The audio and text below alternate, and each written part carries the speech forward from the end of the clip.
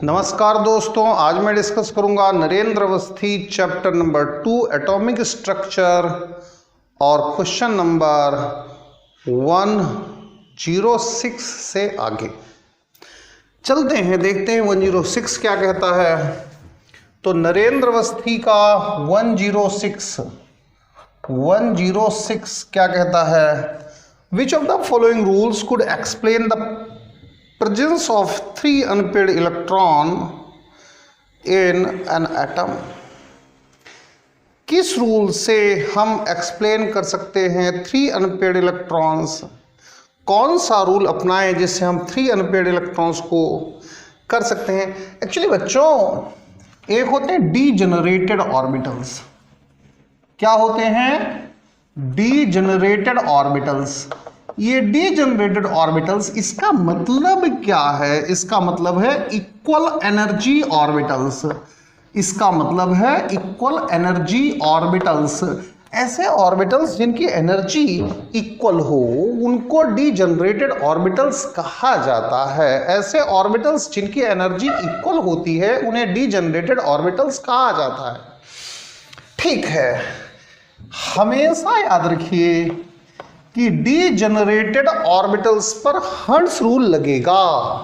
Hertz rule बना ही degenerated orbital के लिए है। इसे मेमोरी में रखो कि हर्ट्ज रूल तभी लगेगा जब डीजेनरेटेड ऑर्बिटल्स होंगे, अदरवाइज हर्ट्ज रूल नहीं लगेगा। डीजेनरेटेड ऑर्बिटल्स के लिए ही, इक्वल एनर्जी ऑर्बिटल्स के लिए ही हर्ट्ज रूल है। मान लो P3 है तो ये सब सेल होता है दोस्तों। इस सब सेल के बाद यहां पर आप देखिए Px ऑर्बिटल है और यहां पर Py ऑर्बिटल है, यहां पर Pz ऑर्बिटल है। इन सब की एनर्जी इक्वल है दोस्तों। इन सब की एनर्जी इक्वल है। एक ऑर्बिटल ये, एक ऑर्बिटल ये, इनकी इसकी एनर्जी इक्वल है। इस तरह समझो कि ये बाप है, ये फादर है। इस तरह समझो ये बाप है, ये फादर है और इसके 3 लड़के हैं। इसके 3 लड़के हैं। इस लड़के का नाम राम है, इस लड़के का नाम श्याम है और इस लड़के का नाम घनश्याम है, या राधे श्याम रख लेते हैं। इस लड़के का नाम राधे श्याम है, राधे श्याम है। इस लड़के का नाम राधे श्याम है। ऐसा कुछ नाम रख लेते हैं। बाप की नजरों में तीनों लड़के एक जैसे हैं। जितनी एनर्जी राम की बाप की नजरों में, बाप की नजरों में उतनी ही एनर्जी श्याम की बाप की नजरों में, उतनी एनर्जी राधे श्याम की बाप की नजरों में। बाप के पास जो भी कुछ है इक्वल बांटेगा। बाप इक्वल बांटेगा। बाप के पास 3 इलेक्ट्रॉन थे, बाप ने इक्वल बांटा। बाप ऐसा नहीं करेगा कि राम को सारे इलेक्ट्रॉन दे दे, श्याम को, राधे श्याम को छोड़ दे, ऐसा नहीं करेगा। तो हर्ट्ज रूल क्या कहता है?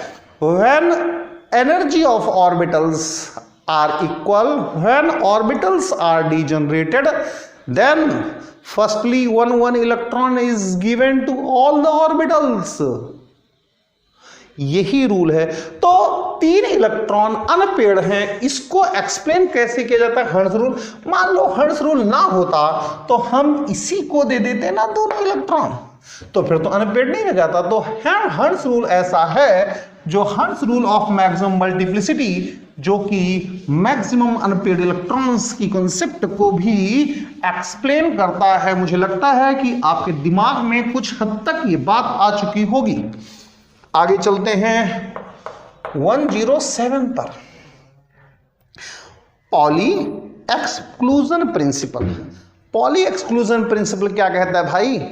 No 2 electrons of an atom can have same value of all quantum numbers, ये कहता है। यानी कि 2 इलेक्ट्रॉन एक एटम में ऐसे नहीं हो सकते जिनके क्वांटम नंबर्स सेम हो। क्या किसी शहर में दो ऐसे बंदे हो सकते हैं जिनका एड्रेस सेम हो? नहीं। क्वांटम नंबर क्या है? इलेक्ट्रॉन का एड्रेस है। तो एटम के अंदर दो ऐसे इलेक्ट्रॉन नहीं हो सकते जिनकी सारी क्वांटम नंबर्स सेम हो। यही पॉली एक्सक्लूजन प्रिंसिपल कहता है। तो 107 क्या कहता है? All the 4 quantum numbers of 2 electron, यानी डी आंसर सही है। 108 पर चलते हैं। 108 पर चलते हैं। Which of the following set of quantum numbers highest energy? मेरे दोस्तों, एनर्जी के लिए n+l रूल लगाना पड़ता है। एनर्जी के लिए n+l रूल लगाना पड़ता है। n+l रूल, तो n+l रूल क्या कहता है? n+l रूल क्या कहता है? Greater is n+l, greater is energy, greater is energy, यही कहता है। और अगर if n+l is equal, then greater is n, greater is the energy, greater is the energy. कहीं कुछ झगड़ा नहीं है। n+l रूल क्या कहता है? बहुत छोटे छोटे तरीके सीख लो। जिसका n+l ज्यादा उसकी एनर्जी ज्यादा, और अगर n+l इक्वल हो जाए फिर क्या कहने हैं? जिसका n ज्यादा उसकी एनर्जी ज्यादा। चलते हैं, देखते हैं दोस्तों। ए ऑप्शन जो है, ए में n की वैल्यू 3, l की वैल्यू 2, n+l की वैल्यू 5 हो गई।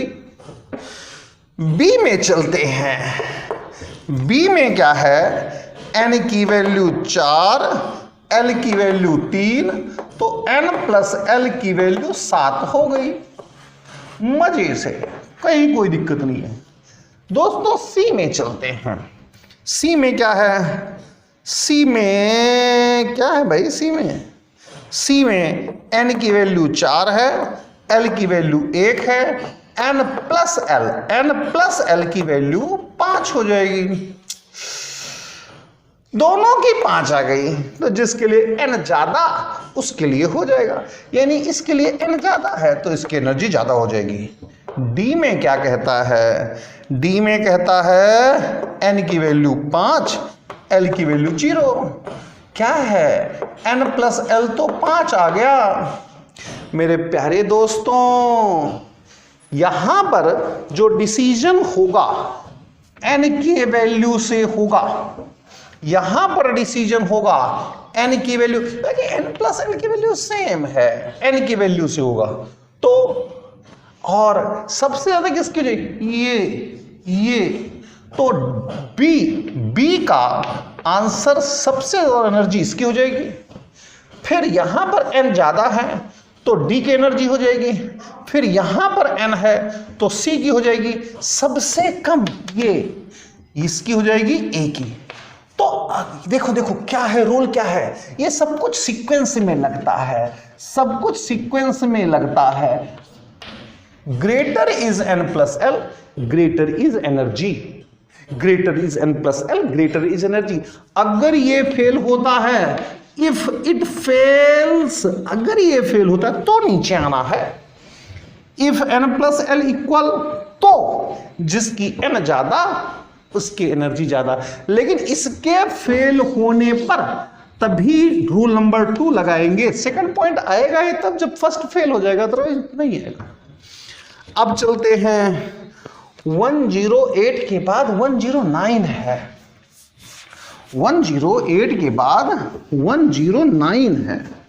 109 है। 108 के बाद 109 है।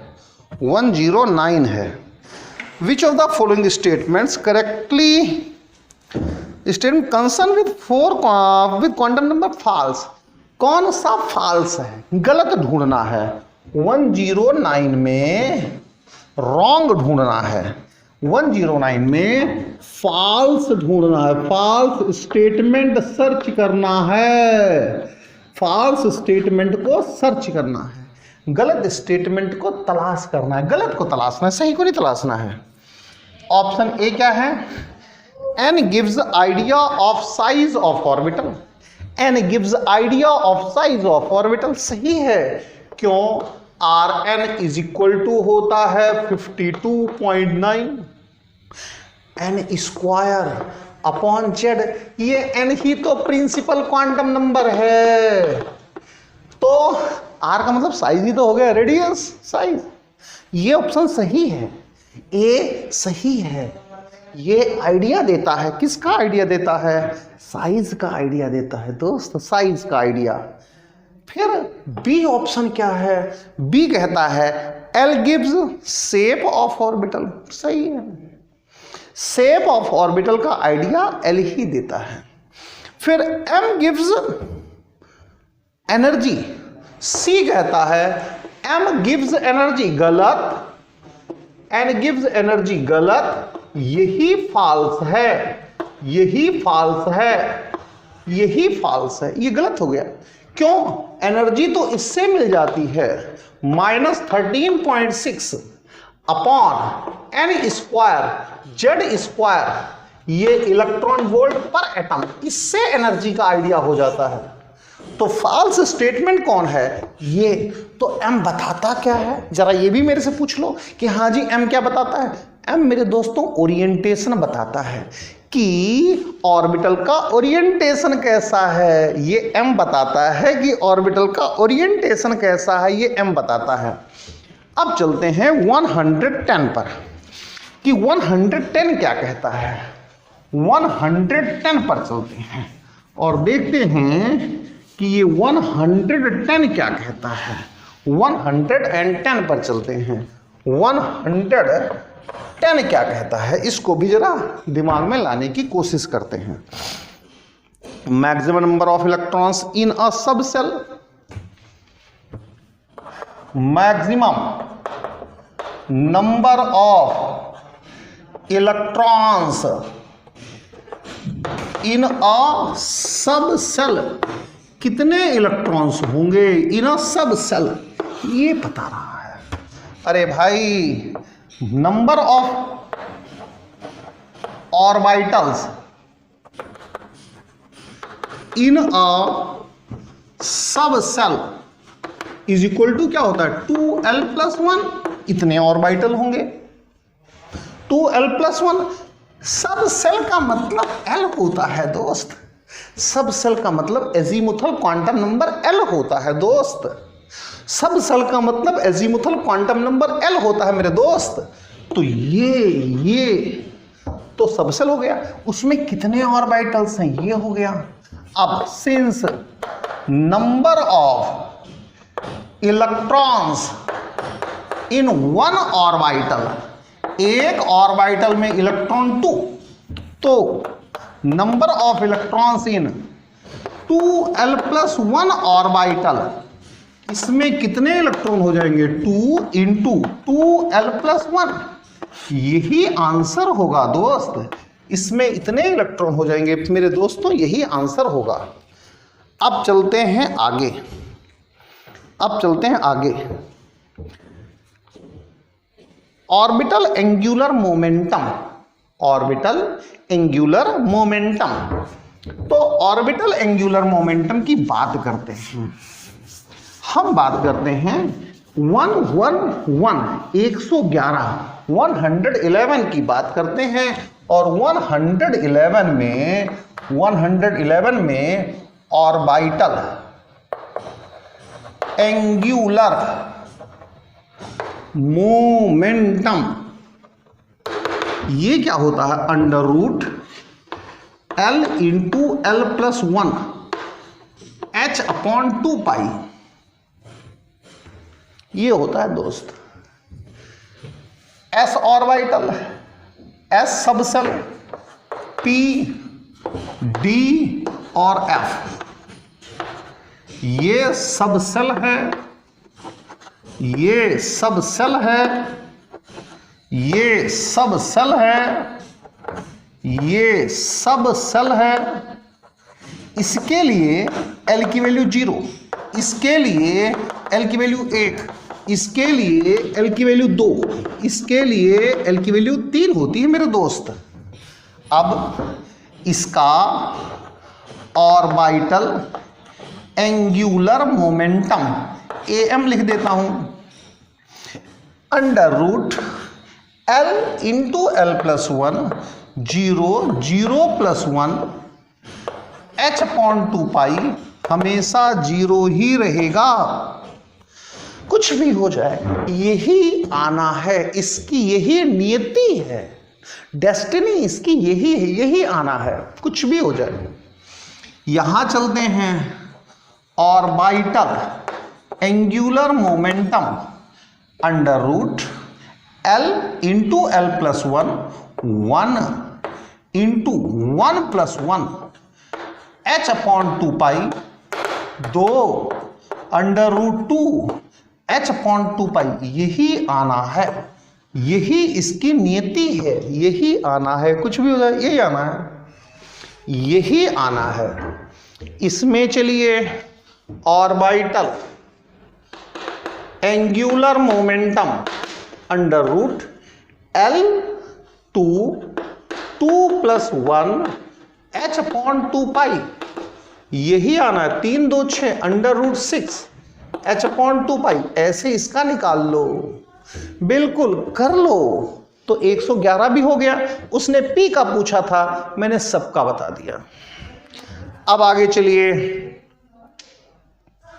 अब आगे चलिए 112 पर चलते हैं, 112 को देखते हैं कि ये 112 क्या कहता है, इस पर जरा चलते हैं, देखते हैं इसका मामला क्या है।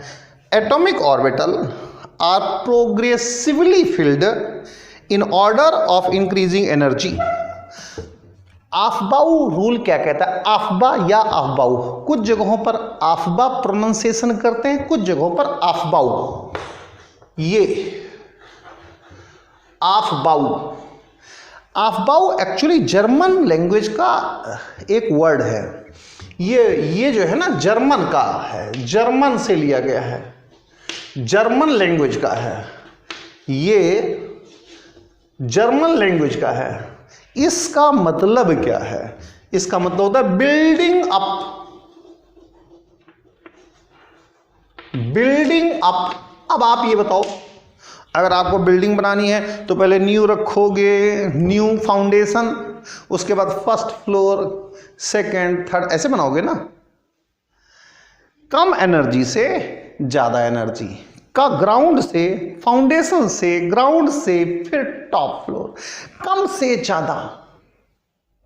यही ये कहता है कि इलेक्ट्रॉन भरोगे तो सब कम एनर्जी से ज्यादा एनर्जी की तरफ चलोगे, यही आफ्बाउ रूल कहता है। तो देखते हैं आफ्बाउ रूल में क्या है भाई। Atomic orbitals are progressively filled in the order of increasing, principle is called Aufbau, वही है, कोई इशू नहीं है। अब चलते हैं 113 पर कि 113 क्या कहता है। 113 इस पर चलते हैं। ऑर्बिटल डायग्राम, बोथ पॉली, आपको पॉली में वॉयलेट करना है। हर्ट्ज रूल का क्या करना है, वॉयलेशन करना है। और पॉली एक्सक्लूजन प्रिंसिपल,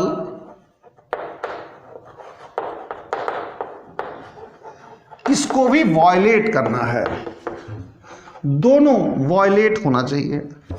अभी मैंने हर्ट्ज का चक्कर तो अभी बताया था भाई, हर्ट्ज का चक्कर बताया था, साफ साफ बताया था। एक बाप है, उसके 3 बेटे हैं, तो अगर उसके पास 3 केले हैं तो एक एक केला सबको देगा, सबको देगा।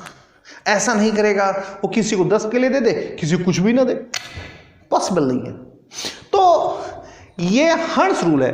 पॉली क्या कहता है, पॉली एक्सक्लूजन प्रिंसिपल, कि भैया एक एटम में दो इलेक्ट्रॉनों का एड्रेस, क्वांटम नंबर सेम नहीं हो सकती, बस।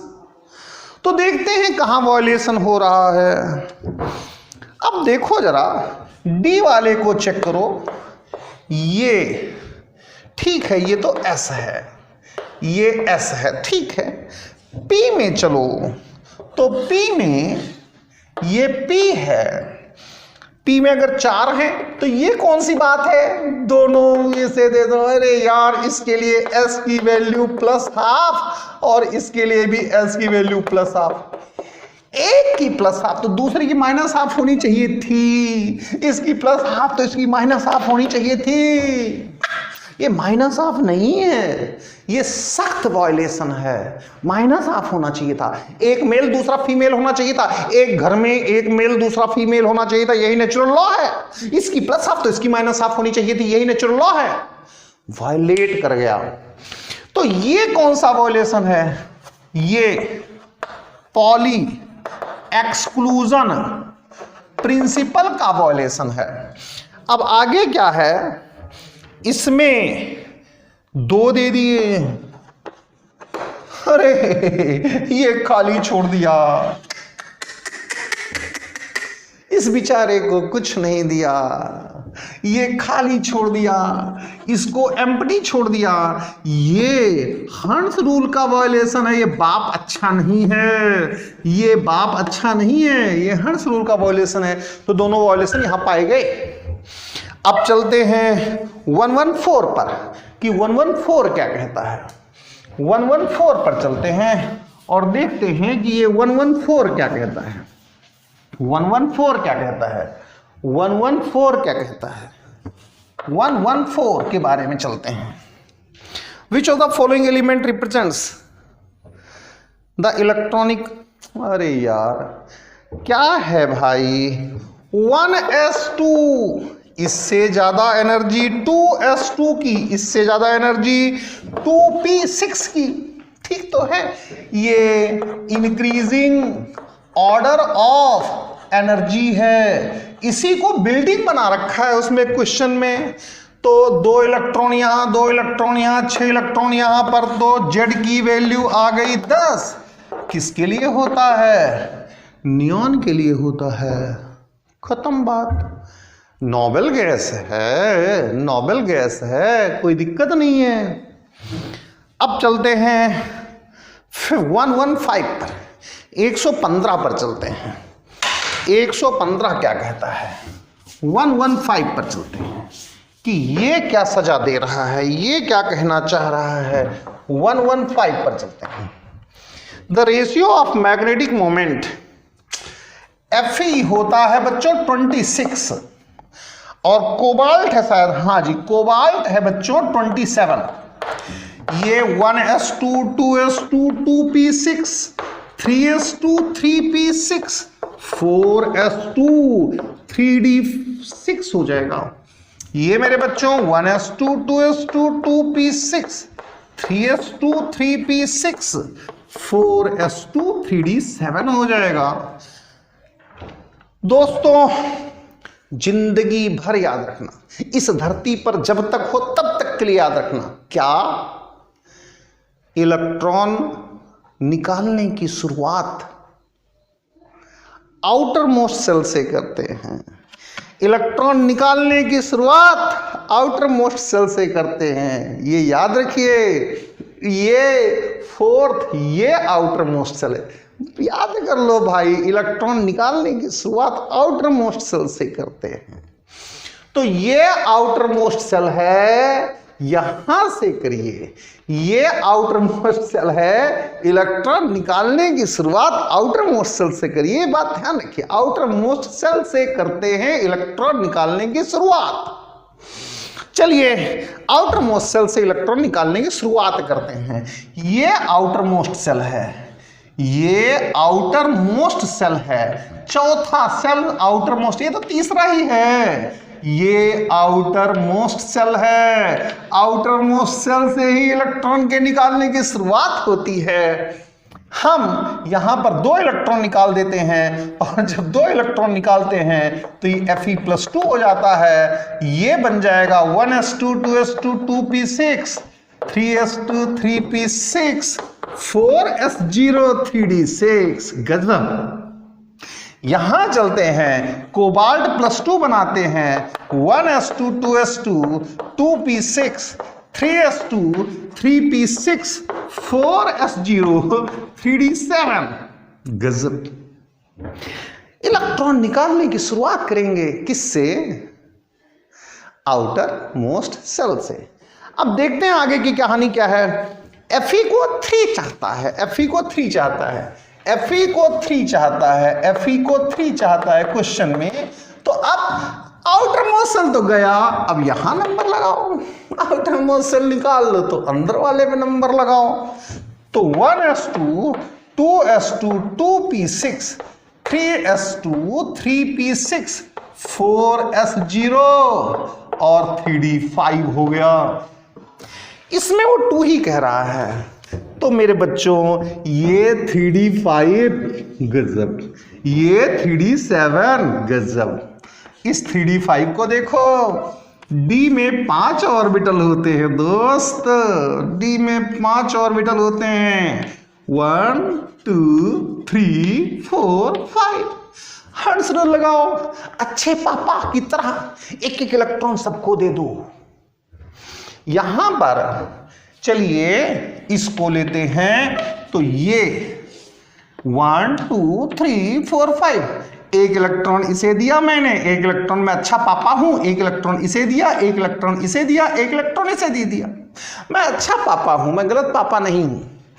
तो अब 2 इलेक्ट्रॉन बचे, ये छोटा बच्चा था, इसे एक और दे दिया। ठीक है।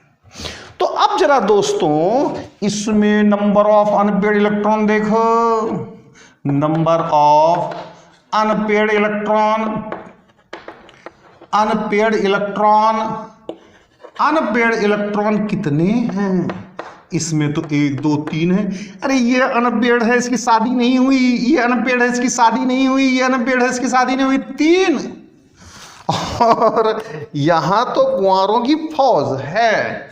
यहां पर नंबर ऑफ अनपेयर्ड इलेक्ट्रॉन, यहां पर नंबर ऑफ अनपेयर्ड इलेक्ट्रॉन 1 2 3 4 5 है। गजब। अब मेरे दोस्तों अनपेयर्ड इलेक्ट्रॉन्स निकाल लिए आपने। अब मैग्नेटिक मोमेंट, मैग्नेटिक मोमेंट,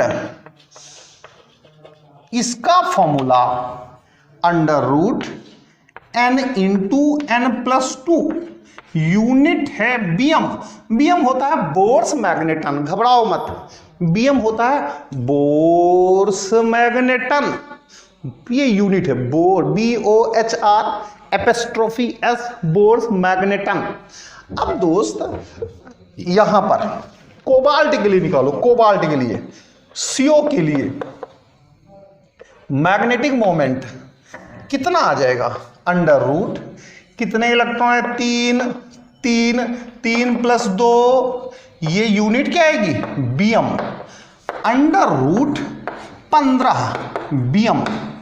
यहां पर चलो इसके लिए, यहां तो फौज है कुंवारों की। तो क्या Fe+3 के लिए क्या निकालो? म्यू। अरे मैग्नेटिक क्वांटम नंबर को म्यू कह दो यार। ये कितनी आ जाएगी? √ क्या कितने इलेक्ट्रॉन है? 5। तो 5 + 2 क्या आ जाएगा? बीएम। 5 7 35, √35 क्या आ जाएगा? बीएम। बस सवाल हो गया। तो आपको कुछ नहीं करना है। पहली बात दोस्तों, आपको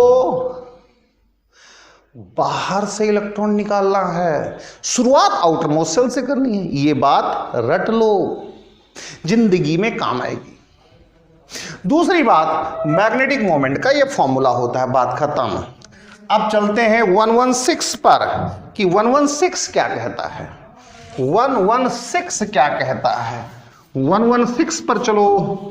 116 क्या कहता है? इसको भी जरा गौर फरमाओ कि हाँ जी 116 क्या कहता है। इलेक्ट्रॉनिक क्या है यार? In the electronic structure of oxygen कौन सा रूल ऑक्सीजन के में वायलेट हो? क्या है यार, क्या ये फालतू झगड़े का क्वेश्चन है, बेकार है ये। अच्छा पापा, अरे भैया ये राम श्याम राधे श्याम थे, ये राम था, ये श्याम था और ये राधे श्याम था। 4 इलेक्ट्रॉन थे तो अच्छी बात तो ये थी कि एक इसे दे करके फिर रिपेयर कर दी, लेकिन ऐसा नहीं किया गया है। ये अच्छा पापा ने नहीं भरा है, गलत इंसान ने भर दिया। इसको खाली छोड़ दिया। इसको खाली छोड़ना हंस रूल को वॉयलेट करना है, हंस रूल वॉयलेशन है। इसको खाली नहीं छोड़ना चाहिए था, तो हंस रूल वॉयलेशन हो गया। 117 पर चलते हैं कि 117 क्या कहता है, देखते हैं दोस्तों। 117 अच्छा क्वेश्चन हो सकता है। 117 इसको जरा गौर फरमाइएगा कि हाँ ये 117 क्या है। 117 क्या कहता है?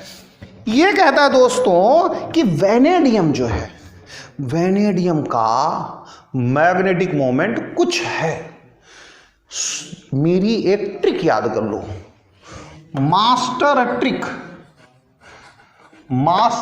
ट्रिक याद कर लो दोस्त। म्यू क्या है? मैग्नेटिक मोमेंट है। ये √n इंटू n+2 होता है Bm। N number of unpaired electron है, नंबर ऑफ अनपेयर्ड इलेक्ट्रॉन है।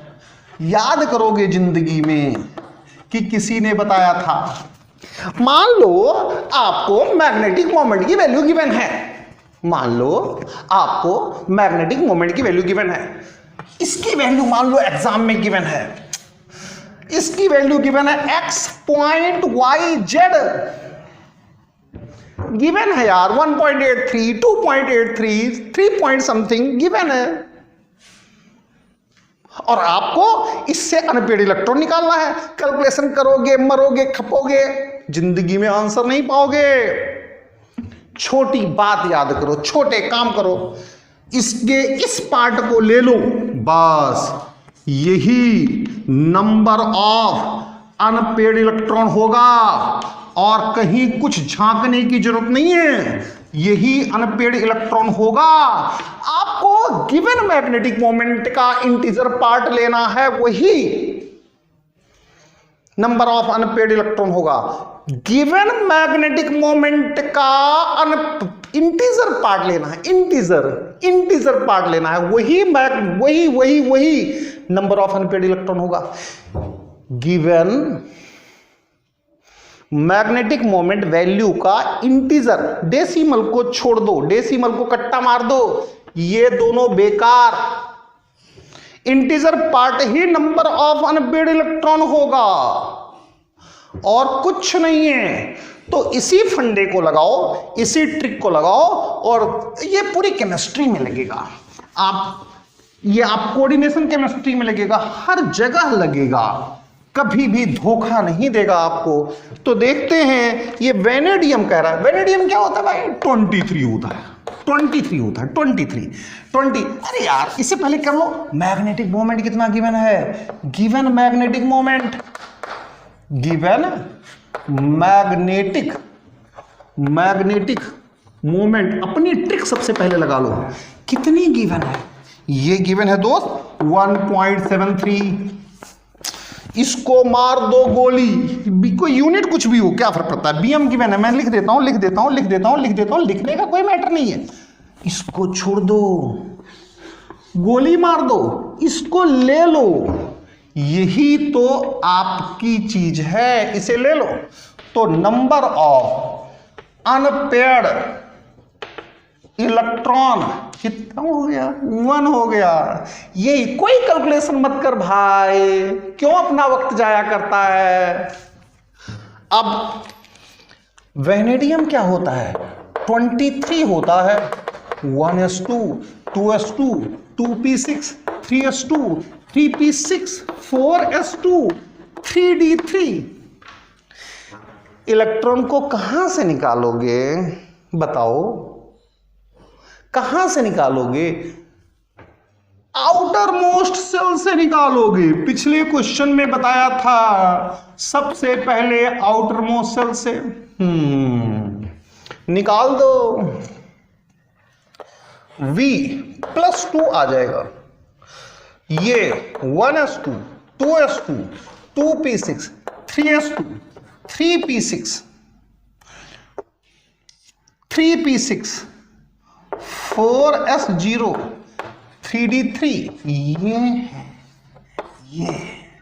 ये है सिचुएशन, ये है 1 2 3।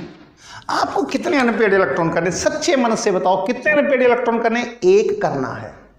अनपेड इलेक्ट्रॉन एक करना है, ऐसा एडजस्टमेंट करना है, ऐसा सिस्टम बनाना है कि जिससे अनपेड इलेक्ट्रॉन एक ही आ जाए बस। तो एक ही लाना है, तो एक ही लाने के लिए क्या करना है, इन दोनों को निकाल देना है, तभी तो एक बचेगा। अरे भैया मैग्नेटिक मोमेंट पहले ही दे दिया, ये गिवन डेटा है, पहले दे दिया। तो इन दोनों को निकाल देना है, V+4 करना है, 1s2 2s2 2p6 3s2 3p6 4s0 3d1। तभी तो अनपेड इलेक्ट्रॉन एक आ गया। तो इसका मतलब है कि V+4 होगा, यही आंसर है, यही आंसर है। तो आप देखो दो चीज ने आपका क्वेश्चन बचा दिया। क्या, किसने किसने, कि भैया गिवन मैग्नेटिक मोमेंट का integer part he number of unpaired electron होता है। दूसरा क्या ट्रिक है कि आपको आउटर मोस्ट सेल से इलेक्ट्रॉन को निकालना शुरू करना है, बस आंसर आता है। अब आगे 117 के बाद 118 पर चलते हैं कि हाँ जी 118 क्या कहता है, हाँ जी 118 क्या कहता है, हाँ जी 118 क्या कहता है। इसे भी देखते हैं कि 118 क्या कहता है। 118 इसे देखते हैं। D6 configuration will result in total spin। D6 configuration ले भाई, D6 को क्यों परेशान हो रहा है। 1 2 3 4 5 1 2 3 4 5 एक इलेक्ट्रॉन, अच्छे पापा की तरह इलेक्ट्रॉन बांटना है, 2 3 4 5 6 भाई। इसका प्लस हाफ, इसका माइनस हाफ। ये शादीशुदा जोड़ा था, पति पत्नी, टोटल स्पिन जोड़ दो 0 हो गई, इसे तो मार दे गोली, बेकार। इसका प्लस हाफ, इसका प्लस हाफ, इसका प्लस हाफ, इसका प्लस हाफ, सबको जोड़ लो, सम कर लो। सम करने पर 2 आ जाएगा, जोड़ो 2 आ जाएगा, तो आंसर 2 है। 119 पर चलते हैं। 119 पर चलते हैं कि probability of finding electrons in DXY। तो दोस्तों DXY कहां पर होगा, इसका अभी मैं आपको इसकी शेप सूप बतानी है, बताऊंगा, लेकिन फिर भी देख लेते हैं DXY होगा कहां पर। ये X है, ये Y है, तो DXY 45 के एंगल पर होता है, ऐसा होता है। और जो ये एंगल बनाता है ये 45 डिग्री का बनाता है, तो 45 पर होगा। अब चलते हैं 120 पर कि 120 क्या कहता है। 120 पर चलते हैं कि 120 क्या कहता है, उस पर भी चलते हैं कि 120 क्या कहेगा। क्या कह रहा है? Screening effect. अरे दोस्त, स्क्रीनिंग कौन ज्यादा छुपाएगा? ये एस न्यूक्लियस के नजदीक, पी न्यूक्लियस से थोड़ा दूर, ये पी हो गया, डी न्यूक्लियस से और दूर, एफ न्यूक्लियस से बहुत दूर, एफ न्यूक्लियस से बहुत दूर, एफ एस ऑर्बिटल न्यूक्लियस के सबसे करीब होता है तो एस ऑर्बिटल सबसे अच्छी तरह से छुपाता है। पी ऑर्बिटल न्यूक्लियस से बहुत दूर होता है, सॉरी एफ ऑर्बिटल न्यूक्लियस से बहुत दूर होता है, सबसे कम छुपाता है। किसे? न्यूक्लियस को। तो एस की स्क्रीनिंग सबसे ज्यादा, फिर पी की, फिर डी की, फिर एफ की। स्क्रीनिंग न्यूक्लियस को छुपा लो, स्क्रीनिंग न्यूक्लियस को छुपा लो। न्यूक्लियस कौन है? न्यूक्लियस कौन है? मम्मी। जो लड़का मम्मी के पास रहता है वो उसकी ज्यादा देख रेख करेगा, और जो अमेरिका में रहता है वो मम्मी की क्या खाक देख रेख करेगा। तो जो ऑर्बिटल न्यूक्लियस से जितनी दूर है वो मम्मी यानी न्यूक्लियस की देख रेख नहीं कर सकता। Thank you very much, thanks a lot.